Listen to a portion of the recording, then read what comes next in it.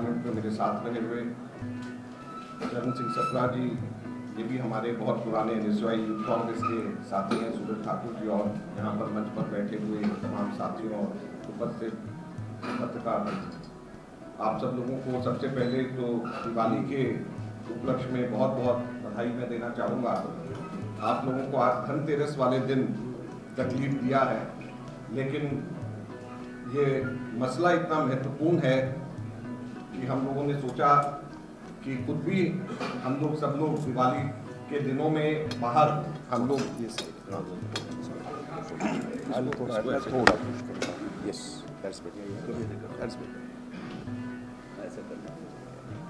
हम लोग खुद भी दिवाली के दिनों में अपने अपने क्षेत्रों से बाहर निकल करके देश भर में कांग्रेस पार्टी ने ये तय किया है कि मनमोहन सिंह जी सरकार में उनकी कैबिनेट में जो मंत्री रहे हैं वो लोग पूरे देश भर में जाएं और देश भर में जाकर के एक बहुत महत्वपूर्ण असलियत सब लोगों के सामने इस वक्त बताने की जरूरत है, जिसको आप सब लोगों के बीच में साझा करने के लिए मैं आज यहाँ पर आया हूँ।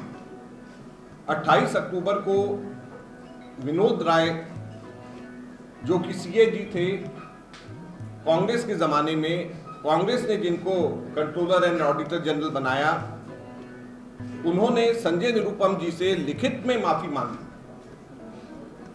और जब वो माफी मांगी उन्होंने लिखित में, तो हमारा मानना है कि वो एक माफी जीवी की श्रेणी में आ गए। माफी जीवी कौन?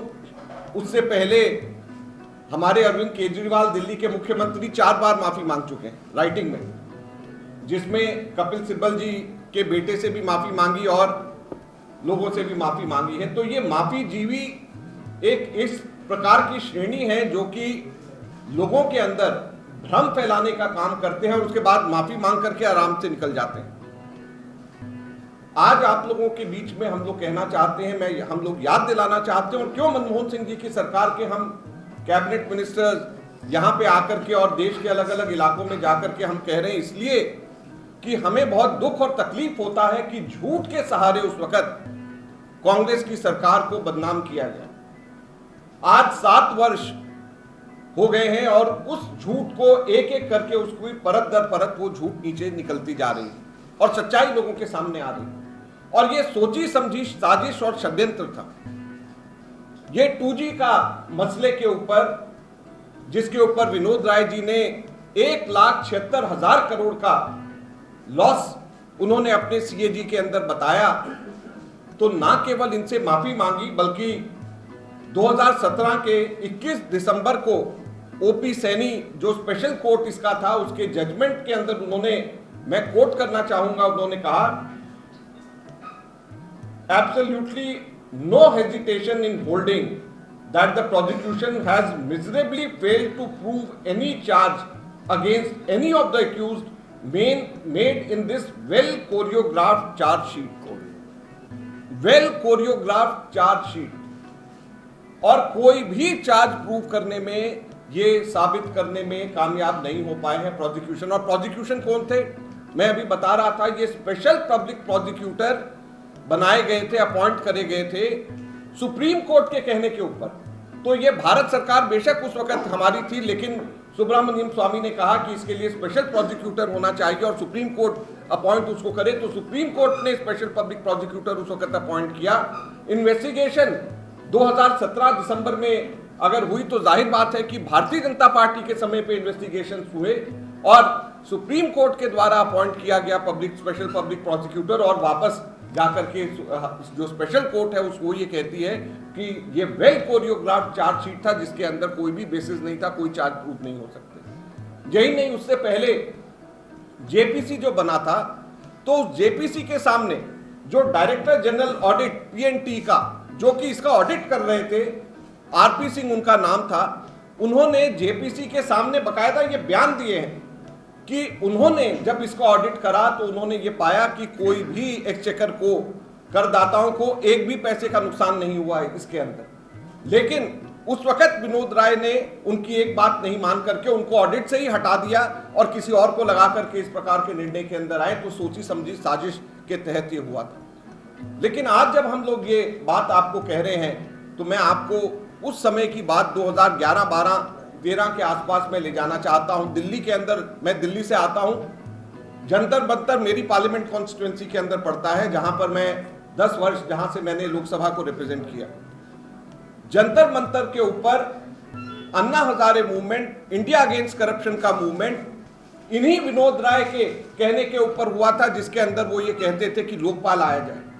और उसी मूवमेंट के अंदर, अन्ना हजारे मूवमेंट के अंदर, इस लोकपाल की मूवमेंट के अंदर किरण बेदी, जनरल वीके सिंह, अरविंद केजरीवाल, मनीष सिसोदिया, ये सबके सब लोग, स्वामी रामदेव, ये सबके सब लोग उसके अंदर शामिल थे।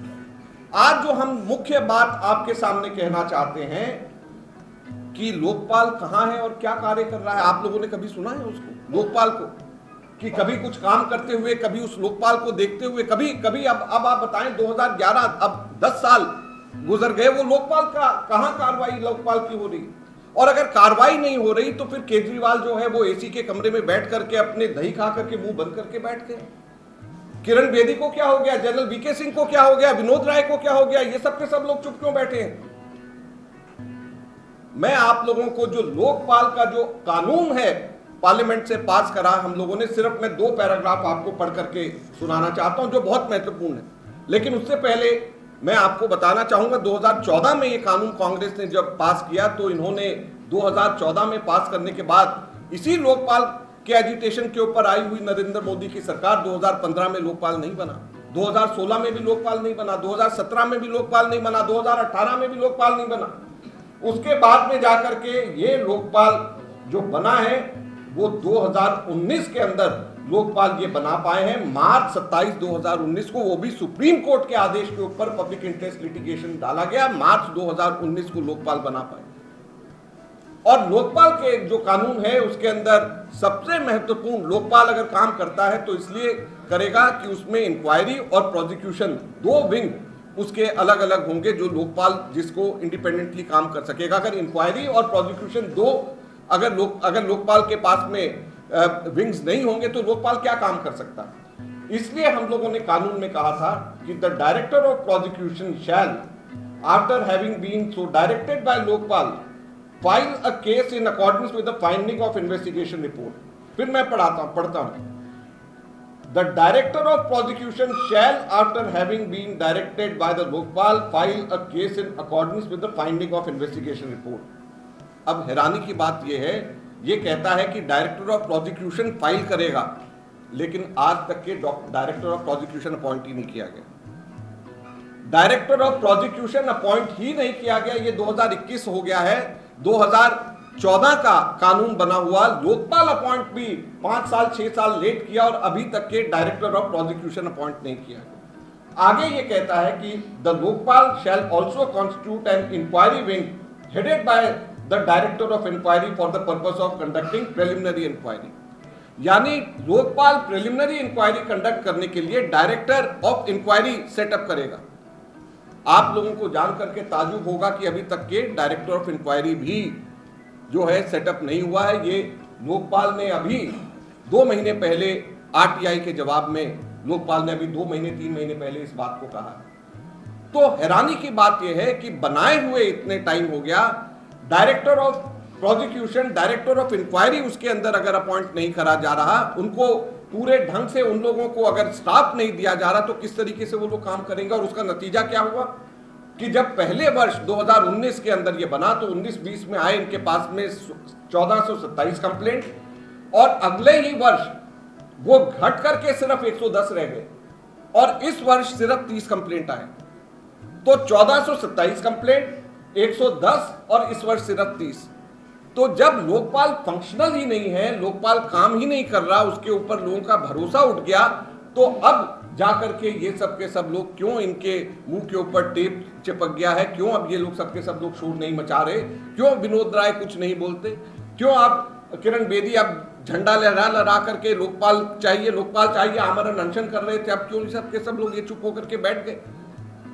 और अगर लोकपाल है तो लोकपाल के पास में अधिकार हम लोगों ने अपने तरफ से कानून का दिया था कि किसी भी समय में कोई भी भ्रष्टाचार हुआ हो, कांग्रेस के समय में भी अगर पहले कभी हुआ हो तो उसकी इंक्वायरी कराएं और प्रोसिक्यूशन करें। अभी तक के कोई भी ना तो कंप्लेंट गई ना उसके ऊपर कोई कार्रवाई हुई। तो ये सारी की सारी चीजें गलत थी।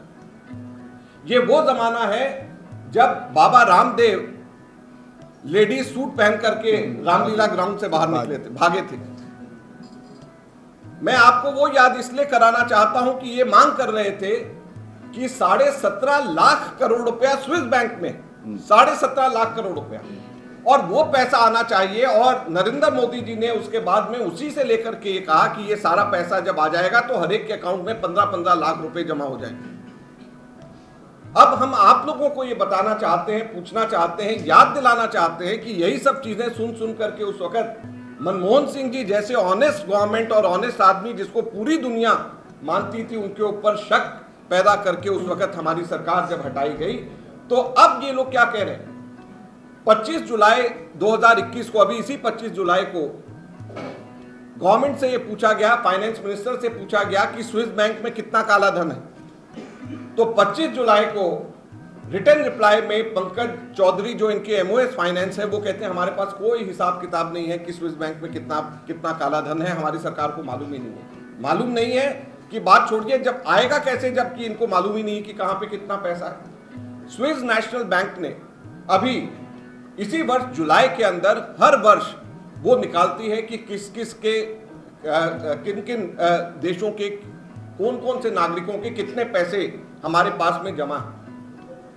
जो सरकार ये कहती थी कि हम स्विस बैंक से सारा काला धन लेकर के आएंगे, मैं आपको बताना चाहता हूं कि इस वर्ष जो स्विस बैंक ने एसएनबी, जो स्विस नेशनल बैंक के जो स्टैटिस्टिक्स फिगर्स आए हैं, उसके हिसाब से 3 गुना काला धन स्विस बैंक के अंदर पिछले 1 वर्ष में ही बढ़ा। इस वर्ष उन्होंने ये कहा है कि स्विस बैंक के अंदर 20,706 करोड़ रुपए हैं, जो कि 3 गुना है जो पिछले वर्ष से।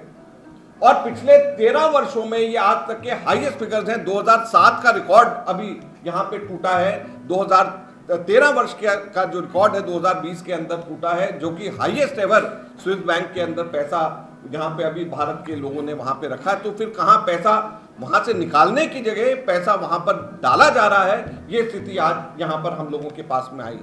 हर वर्ष स्विस बैंक, जो कि कांग्रेस के समय में यूपीए ने जो एग्रीमेंट स्विट्जरलैंड की सरकार से किया था, हर वर्ष वहां से लिस्ट आती है आरटीआई के माध्यम से, और हमारी गवर्नमेंट बार बार, हमारी पार्टी बार बार सरकार को कहती है वो लिस्ट तो सामने करिए कि किस किस के अकाउंट है वहां पे काला धन, किस किस का है। सरकार अभी तक के वो लिस्ट आरटीआई के माध्यम से या इवन लोगों को पब्लिक अभी तक के नहीं कर पाई है। और अगर ये सब लोगों को ये कहते थे कि कांग्रेस के लोगों का है पैसा स्विस बैंक में, तो उसको पब्लिक क्यों नहीं कर रहे? हम लोग ये मांग करते हैं कि स्विस बैंक में जो लिस्ट है, जो स्विट्जरलैंड की गवर्नमेंट ने इनको दिया है, लेटेस्ट लिस्ट अभी इस वक्त इस साल अक्टूबर में दिया है, तो उसको लिस्ट को साझा करें, लोगों के सामने बताएं। पिछले साल भी हम लोगों ने मांग करी थी, हर साल जो लिस्ट देते हैं वो लिस्ट क्यों नहीं सामने सबके सामने लेकर के आते हैं। अब हमारी मांग क्या? हमारी मांग ये है कि जैसे विनोद राय जी ने संजय निरुपम जी से माफी मांगी है, वैसे विनोद राय जी को पूरे के पूरे देश से माफी मांगनी चाहिए। और ना केवल विनोद राय जी को, बल्कि जितने भी लोग उस वक्त आंदोलन के अंदर जुड़े हुए थे, जिन्होंने कांग्रेस को, मनमोहन सिंह जी की एक ऑनेस्ट सरकार को बदनाम किया, उन सब लोगों को देश से माफी मांगनी चाहिए। और विनोद राय उसके बाद में एक पुरस्कार स्वरूप उनको बैंक रिक्रूटमेंट बोर्ड का चेयरमैन बना दिया गया, मंत्री दर्जे के साथ में, घोड़ा गाड़ी पर्क्स के साथ। तो हमारी मांग ये है कि विनोद राय सरकारी खजाने के अंदर वापस वो पैसा जमा कराएं जो कि पैसा सरकार ने उनके ऊपर खर्च किया है रिटायरमेंट के बाद में, क्योंकि वो पैसा सरकार ने जो उनके ऊपर खर्च किया है वो इनाम स्वरूप उनको दिया गया है, क्योंकि वो पैसा उनको वो डिजर्व नहीं करते, वो पोस्ट वो डिजर्व नहीं करते। हमारी ये मांग है। और ये सभी के पूरा का पूरा गैंग, विनोद राय, केजरीवाल, किरण बेदी, जैसे मैंने कहा कि ये सब के सब माफीजीवी ये लोग हैं। ये विनोद राय, केजरीवाल, किरण बेदी, जनरल वीके सिंह, बाबा रामदेव, अन्ना हजारे, इन सब लोगों को देश के सामने माफी मांगनी चाहिए, क्योंकि इन्होंने देश को गुमराह किया। ना तो कोई भी बात जो इन्होंने कही उस वक्त अभी तक कोई साबित हो पाई, ना कोई भी लोकपाल के ऊपर ये सब के सब लोग चुप्पी साध करके बैठे हुए हैं। लोकपाल पूरा डिफंक्ट हुआ है। जो कांग्रेस के समय में कानून बनाया उसका पालन नहीं हो रहा, और उसके साथ साथ में स्विस बैंक के जो काला धन वापस लाने की जो बात करते थे, वापस लाने की बात दूर रही। जैसे मैंने कहा, पिछले वर्ष के मुकाबले 3 गुना स्विस बैंक के अंदर लोगों का पैसा, जमा पैसा भारतीयों का बढ़ गया है, तो उसकी लिस्ट भी सामने करे, ये कांग्रेस पार्टी मांग करती है।